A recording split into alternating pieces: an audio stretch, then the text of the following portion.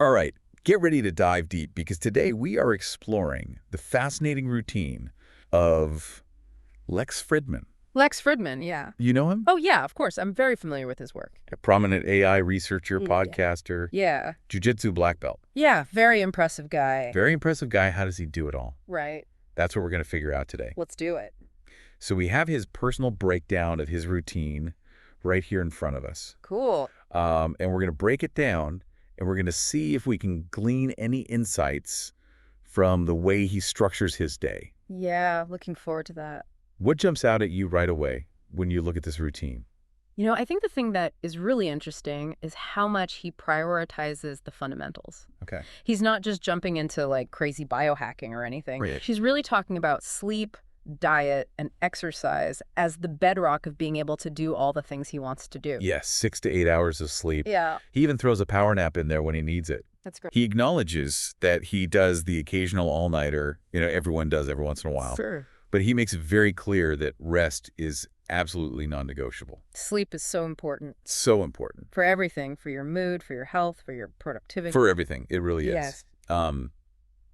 I think it's interesting how he ties this into, like you were saying, diet and exercise as well. Yeah. Like he's not just chasing after a to-do list. Right. He's really creating an environment. He's creating the foundation. Yeah, for his mind and body to actually thrive. Absolutely. And that sets the stage for, I think, the most interesting part of his routine, Okay. which is his 6-part morning mantra. 6-part morning mantra. 6-part morning mantra. Wow. Like he's got this whole personalized operating system Oh, okay. that he runs through every morning. All right, lay it on me. Okay, so the first element of this mantra is rules and constraints. Rules and constraints. Okay. So he starts his day by setting boundaries. This might surprise you, but he actually limits his social media use Really? to just 10 minutes a day. 10 minutes a day. Yeah, and he only checks it Oh, wow. when he's posting content. So he's not just scrolling. No doom scrolling for Lex Fridman. Yeah, none of that, huh? That's incredible. I'm constantly battling with the scroll. Oh, yeah, me too. What do you think the logic is behind that kind of strict approach? Well, I think he sees it as really minimizing distractions and opening up space for deeper focus and for more meaningful work. So it's not about deprivation. It's not about deprivation. It's about reclaiming control Absolutely. of your own attention. 100%, yeah. Do you think this is something that you could implement or I could implement? Even in like a smaller way, you know? Yeah. Do you think it's realistic for us mere mortals? You know, I think it is. I think we can all be a little more intentional about how we use social media.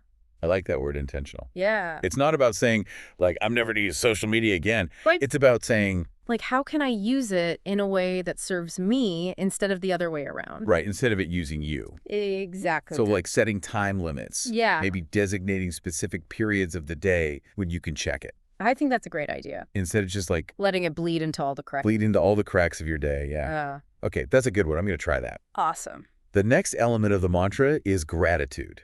Gratitude. Okay, this is where it gets really interesting. Okay. He uses a technique that might seem a little unconventional. All right, I'm intrigued. He visualizes his own mortality. Wow. Okay.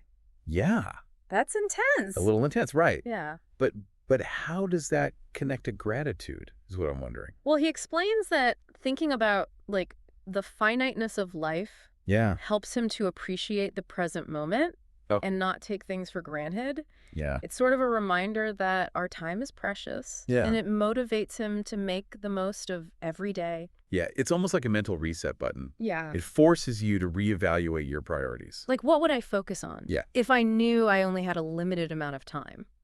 Right. What would I focus on if I knew I had limited time? Right. Interesting. Yeah. Okay, what's next in this mantra?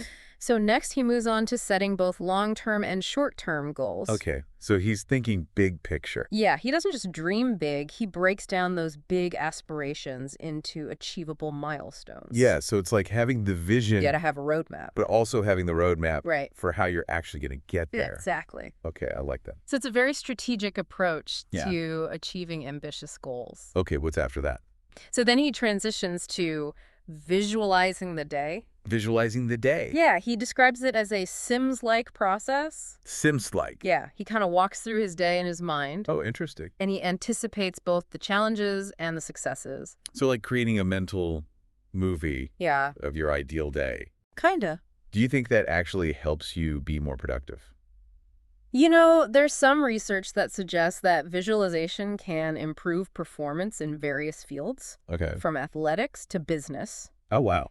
It's about mentally rehearsing for success. So you're priming your mind for action Absolutely. before it even happens. And anticipating. Yeah, like what are the potential roadblocks Roadblocks, yeah. that I might encounter? Yeah. And how will I handle them? So you're not thrown off Right. when they actually come up. Exactly. You're more prepared. That's amazing. Yeah, you're kind of hacking your brain for peak performance. It's like mental jujitsu. Yeah, exactly.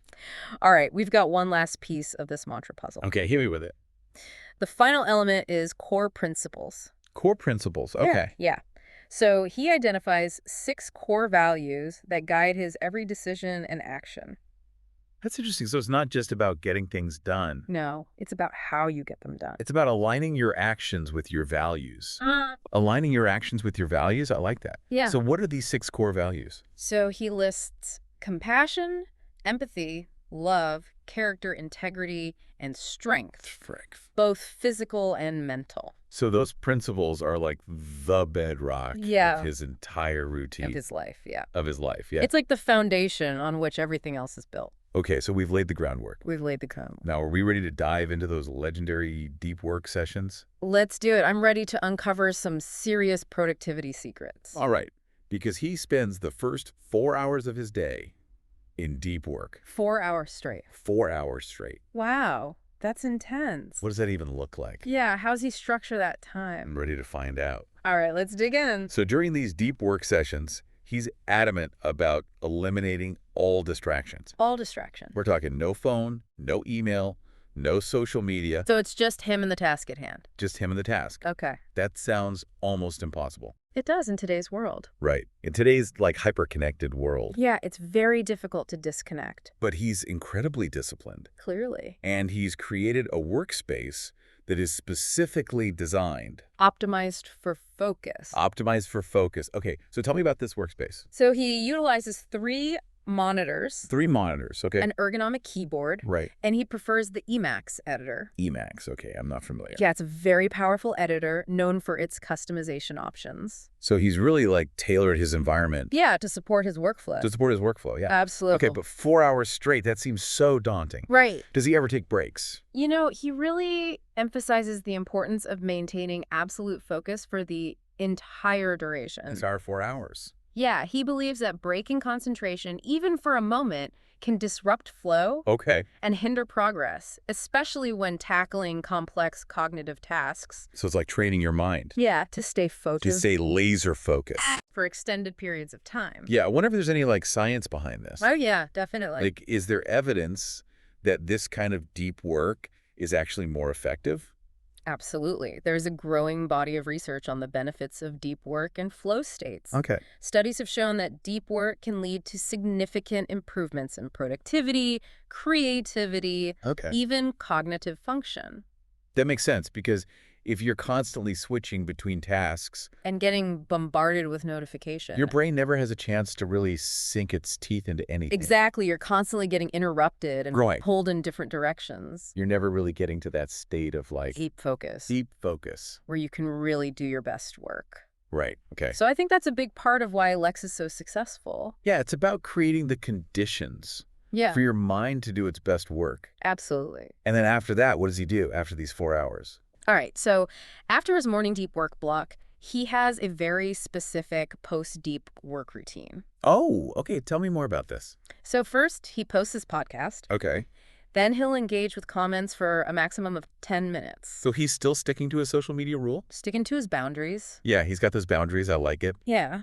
And then how does he kind of decompress? So he dedicates 20 minutes to playing either guitar or piano. Wow, so he's tapping into that creative side. Yes, it's a great way to recharge Right? and to engage a different part of your brain. Right, so it's not all just hardcore focus. It's about balance. Yeah, And finding ways to replenish your energy. I love that. Yeah. So what comes next in his routine? Well, this is where he transitions from mental strength to physical strength. Okay. His exercise routine is just as intense as his work schedule. Okay, hit me with it. Are you ready for this? He runs at least 6 miles daily. 6 miles every single day. Every single day. That's incredible. Yeah, talk about dedication. Does he just zone out while he's running?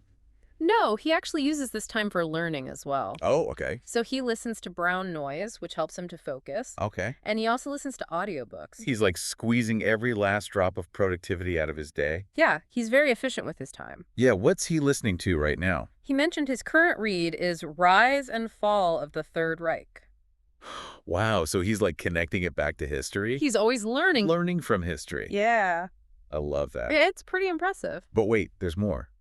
Oh, yeah, the 6 miles is just the warm-up. Oh, no, it's more.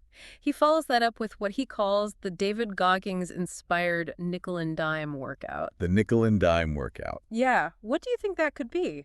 I have no idea. It's a grueling routine that involves doing 5 pull-ups and 10 push-ups every minute. Every minute. For 15 to 20 minutes straight. Wow. Yeah, it requires immense physical and mental strength. That's hard. It definitely aligns with his core principles of discipline and pushing boundaries. Right, and strength. Absolutely. Like, that's a theme we're seeing. Yeah, pushing yourself beyond your limits. Yeah.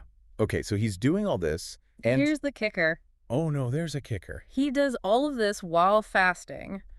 He's running 6 miles. And doing intense calisthenics. On an empty stomach. He follows a 14 to 16-hour fasting routine. That is next level. It's a very disciplined approach to eating. So what does he eat when he actually does break his fast? He sticks to a ketogenic diet. Okay. And consumes around 2 pounds of meat and vegetables per meal. 2 pounds. 2 pounds. Yeah, he's a big guy. That's a lot of food. He needs to fuel all that activity. Yeah, I guess so. He chooses grass-fed beef, limits his carb intake. It's a very specific way of eating. It is, but he emphasizes that it's about finding what works for you. Right. And listening to your body. Okay. And he does admit to having the occasional party vegetable. What's a party vegetable? Carrots. Carrots. Apparently. Okay, so he's fueled up. He's worked out. What's next? All right, now we're entering the most invigorating part of his routine. Okay. His shower routine. Invigorating, I'm a little scared. Get ready, because this is where it gets really cold. Okay. He blasts himself with ice-cold water Ice cold. for a full minute while listening to a motivational song. That sounds absolutely brutal. This- What's the purpose of this icy torture? He uses this time to strategize and focus for his second deep work session. So it's like a mental It's like a shock to the system. shock to the system. To really wake him up and get him going. I guess a cup of coffee wouldn't cut it for Lex Fridman. Apparently not. He needs a full-on Oh, shower. cold shower blast. Yeah. Like, I can't even imagine starting my day like that. It's pretty intense, Yeah, it's a very unique approach. but it makes you wonder about the potential benefits, right? Yeah, like maybe there's something to be said for pushing yourself. Pushing beyond your comfort zone Beyond your comfort zone. to achieve peak performance. Right, it's all about mind over matter. Absolutely. All right, I'm feeling inspired, if not a little intimidated. Yeah, it's a lot to take in. I think I need a warm blanket after just hearing about that shower. Yeah, me too. All right, so are we ready to dive into round 2 of deep work? Let's do it. Let's see how he maintains that laser-like focus for another 4 hours. This is where we see the magic happen. I'm ready to uncover some more productivity secrets. All right, let's do it. Let's go. Okay, so we're back, and we are ready to unpack the second deep work session. Deep work session number 2. I'm still processing that ice-cold shower routine. Oh, yeah. I don't know if I could ever do that. It's pretty extreme. It's extreme, but it's amazing how he structures his day to just maximize focus and productivity. Yeah, he's really intentional about creating the ideal conditions for deep work. Right. It's like Yeah. he's figured out the formula for unlocking peak mental performance or something. He's definitely onto something. Yeah. So how does he maintain that level of concentration for another 4 hours straight? Right. Does he switch gears in terms of the type of work he's doing, or? You know, he doesn't go into specifics about the content of each session, Okay. but I think the key is really that unwavering focus. Okay. He eliminates all distractions and dedicates these blocks to his most demanding tasks. So it's about consistency. Yeah, building momentum. It's like he's training his brain like a muscle, Absolutely. building up his capacity for deep work over time. Yeah, it's a skill that you can develop. Okay, I like that, yeah. It takes practice. So it's like the sleep, the mantra, the exercise, the cold showers. Yeah, it's all interconnected. It's all part of this system. It creates this ecosystem for productivity. Yeah, I love that. Okay. And what's fascinating is that he doesn't just stay in this intense, deep work mode all day long. Okay, so there's balance. There's balance. Yeah. He recognizes the importance of what he calls shallow work. Shallow work. What does that even mean? Yeah, what do you imagine shallow work looks like for Lex Fridman? I don't know, I imagine even his downtime is pretty high achieving, Right. like reading complex philosophy or something. Well, he actually uses this time for tasks that require less cognitive load. Okay. Things like checking email. Remember, he limits this to a maximum of 3 times per day, Right, sticking to his boundaries. sticking to those bounds. Video editing, website design, socializing, Okay. even some leisure activities like documentaries or Netflix. Okay, so it's about giving his brain a chance to recharge. Right, engage in activities that are less demanding. Yeah, you can't operate at 100% intensity all the time. Absolutely not. It's not sustainable. So it's about finding that balance between intense focus Yeah, and then restorative relaxation. exactly. And I think that's a really valuable insight. Yeah, it's making me rethink my approach to work and rest a little bit. Yeah, me too. Like maybe I need to be more intentional about creating those shallow work periods. Yeah, give yourself permission to step away from the deep work. To balance out those deep work sessions. Yeah, I like that. I think it's crucial for long-term well-being Yeah. and productivity, actually. Okay, so we've covered sleep, we've covered the morning mantra, deep work, exercise, even cold showers. We're hitting all the highlights. Is there anything else we need to know about Lex Fridman's routine? There is one final piece to this productivity puzzle, Okay, hit me with it. and it's a big one. His dedication to reading. Reading, okay, this I can relate to. Yeah, me too. I love a good book. But how does he fit reading into an already jam-packed schedule? He makes it a non-negotiable part of his day. Okay. He reads at least one scientific paper daily. Every day. Wow. Currently, he's focusing on GPT-3 related research, Okay. and then he spends an hour or more immersed in literature. Okay, so he's got the scientific side, Yeah, staying up to date in his field. and then just more like expansive reading. Right, broadening his horizons. What kind of stuff does he read? He mentioned Dostoevsky. Dostoevsky. Wow, that's not light reading. It's not. It's pretty heavy stuff. Yeah. But he also reads nonfiction. So he's got a pretty diverse reading list. Yeah, he's feeding his mind with a variety of perspectives and ideas. So why is that so important? Well, he emphasizes the importance of continuous learning, Continuous learning. especially in a rapidly evolving field like AI. Yeah, things are changing so fast. Staying on top of the latest research is essential for him. Right. And the literature, even the fiction, Yeah. it exposes him to different ways of thinking, which can spark creativity. It's like you're feeding your mind with all these intellectual nutrients. Exactly. You never know where inspiration will strike. Right. Or how seemingly unrelated ideas might connect. Yeah, it's about expanding your horizons and constantly challenging your assumptions. Okay, I like that. It's clear that Lex views learning as an integral part of his growth. Both professionally and personally. Yeah, it's not just about work for him. This is where I have to give him major props. Yeah. Because it's so easy to get caught up in the daily grind. And neglect that side of ourselves. Yeah, and just stop learning, stop growing. But he's made it a priority. And I think that's something we can all learn from. Absolutely. It's a powerful reminder that continuous learning is a lifelong journey.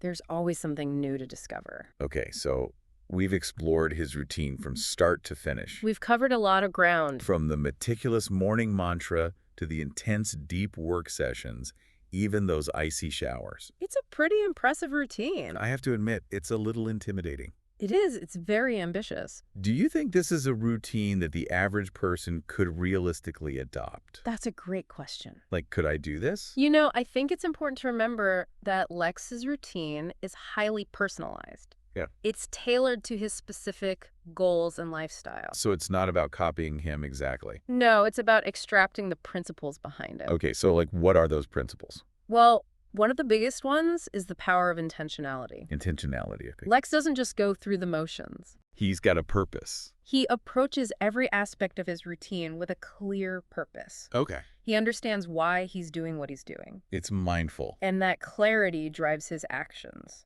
It's about being deliberate about how we spend our time and energy.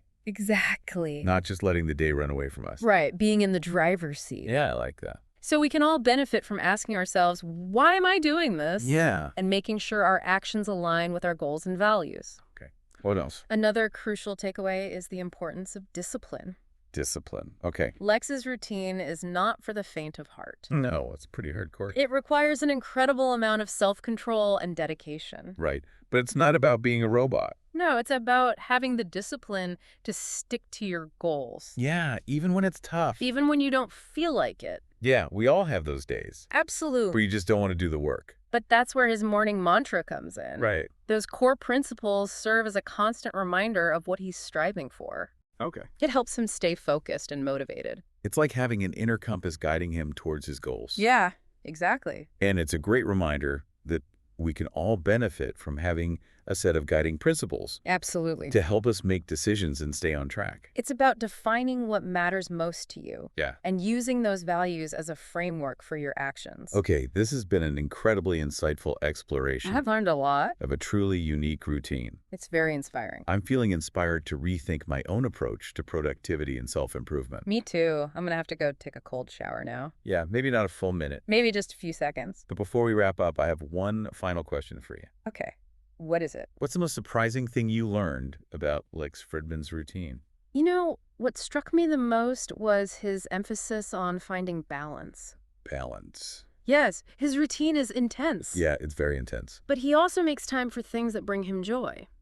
Like music. Music, socializing, even a little Netflix. So he's not a robot. He's human. He's a human being. It's a reminder that productivity isn't just about squeezing every last drop out of our day. Okay. It's about creating a life that's both fulfilling and sustainable. That's such an important point. I think so too. It's not all about productivity. It's about living a fulfilling and meaningful life. Well said. And I think that's a perfect note to end on. I agree. So join us for the final part of this deep dive, Can't wait. when we'll be continuing to analyze Lex Fridman's incredible productivity routine. Welcome back to the final part of our deep dive into the fascinating world of Lex Fridman. Yeah, we're in the home stretch now. I feel like we've uncovered some serious productivity secrets along the way. Yeah, definitely. His routine is packed with insights. From those intense, deep work sessions to his commitment to continuous learning. It's really impressive how he structures his days. So as we kind of wrap up this deep dive, what do you think is the most important takeaway from exploring Lex Fridman's routine? You know, I think the key takeaway for me is that his routine is not just a random collection of habits. It's Yeah. a carefully designed system that reflects his values and priorities. It's intentional. He's not just chasing productivity for its own sake. Right. He's striving to live a meaningful and impactful life. That resonates with me. Yeah, me too. It's not about becoming a productivity robot. It's about aligning your actions with what truly matters to you. Absolutely. So how do we translate these insights into actionable steps for our own lives? Right. How do we take this inspiration and make it practical? Exactly. Well, I think his morning mantra is a great place to start. That 6-part morning mantra. Yeah, it's a powerful example of setting intentions and defining your core principles. Okay. We can all benefit from taking a few moments each morning to clarify our goals. Right, and remind ourselves what we're working towards. Exactly. It's like creating a mental roadmap for the day. Yeah, and it's not about following a rigid schedule. No, it's more about cultivating a mindset that empowers you to make conscious choices. Okay, so what else can we learn from Lex's approach? His commitment to deep work is another really valuable lesson. Those 4-hour deep work sessions. Yeah, he understands that true productivity requires focused, uninterrupted time. Okay, but let's be real. Yeah. Most of us can't just block off 4 hours at a time. Right, we have jobs, families, other commitments. So how can we adapt this principle to our own busy lives? I think it's about starting small. Okay, Even carving out 30 minutes or an hour of dedicated focus time. that's manageable. Yeah, it can make a huge difference. So it's about training your brain Absolutely. to resist distractions. And to gradually build up your capacity for deep work. Okay, I like that. Celebrate those small wins. Even if they're not marathon sessions. Exactly. And what about Lex's emphasis on both physical and mental strength? Right. That's another key theme we see throughout his routine. It seems like those two aspects are really intertwined for him. Absolutely. He sees them as complementary forces. His intense exercise regimen not only benefits his physical health, Right. but it also enhances his mental clarity and discipline. So taking care of our bodies. Yeah, it can have a profound impact on our cognitive performance. It's like creating a positive feedback loop. Right, where physical activity fuels mental Yeah, sharpness. and vice versa. Exactly. And we can't forget his dedication to continuous learning. Oh, yeah, that's a big one. It seems like he's always seeking out new knowledge and challenging himself intellectually. Absolutely. What did you find most inspiring about his approach to reading? Well, I love how he balances rigorous scientific literature with more expansive literary works. Yeah, he's not limiting himself. He's feeding his mind with a variety of perspectives and ideas. And that's what learning is all about, right? It's not just about acquiring information. It's about expanding our understanding of the world and ourselves. Cultivating that intellectual curiosity Absolutely. and making learning a lifelong pursuit. It doesn't have to be confined to books and research papers either. We can find opportunities for learning in everyday experiences, Yeah, I like that. in conversations, even in our leisure activities. It's about embracing that mindset of growth Exactly. and constantly seeking out new challenges and perspectives. Now, as we wrap up this deep dive, I want to challenge you. Okay, I'm ready. What's one small change you can make to your own routine inspired by what you've learned today? That's a great question. Maybe it's incorporating a 10-minute meditation or visualization practice into your morning, Okay. or setting aside an hour for focused work on a personal project. Or maybe even just committing to reading for 30 minutes before bed. Yeah, even small changes, consistently applied, can have a profound impact. It's about those small wins. It's not about being perfect. Yeah. It's about progress. It's about striving to be a little bit better each day. Exactly. So go out there, experiment, and find what works for you. And who knows, maybe one day we'll be deep diving into your productivity secrets. I love it. All right. Well, that's a wrap on our deep dive into the fascinating world of Lex Fridman. It's been a pleasure exploring his routine. I've learned so much, and I'm feeling really inspired to level up my own productivity game. Me too. I think there's some really valuable takeaways here for everyone. So thanks for joining us on this journey. And until next time, keep exploring, keep learning, and keep pushing those boundaries. See you next time.